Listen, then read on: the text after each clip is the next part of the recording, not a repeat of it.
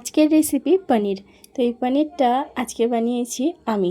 বাড়িতে পনির আনলে মাই বানায়, তো আজকে আমি ফার্স্ট টাইম পনিরের রেসিপিটা বানাচ্ছি। প্রথমে পনিরগুলোতে নুন মাখিয়ে সেটা তেলের মধ্যে হালকা ভাজতে গিয়ে পুড়িয়ে ফেলেছি। যাই হোক, প্রথমবার বানাচ্ছি, ভুল হতেই পারে। এরপর পনিরগুলো ভেজে তুলে নিয়ে ওই তেলের মধ্যে জিরে আর তেজপাতা ফোড়ন দিয়ে দিলাম টুকরো করে রাখা আলুটা।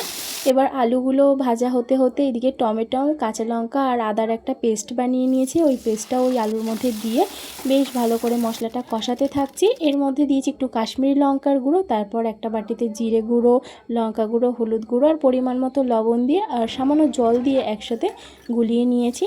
এবার গুলে রাখা মশলাটাও দিয়ে দিলাম, দিয়ে ভালো করে আলুর সাথে মশলাটাকে কষিয়ে নিচ্ছি। মশলা থেকে তেল ছেড়ে আসলে গরম জল দিয়ে কিছুক্ষণ ঢাকনা দিয়ে রেখেছি। এরপর ঢাকনাটা খুলে ঝোলটা ফুটে আসলে ভেজে রাখা পনির দিয়ে দিলাম আর সামান্য একটু চিনি আর গরম মশলা গুঁড়ো দিয়ে নামিয়ে নিলে এই পনিরের রেসিপি রেডি।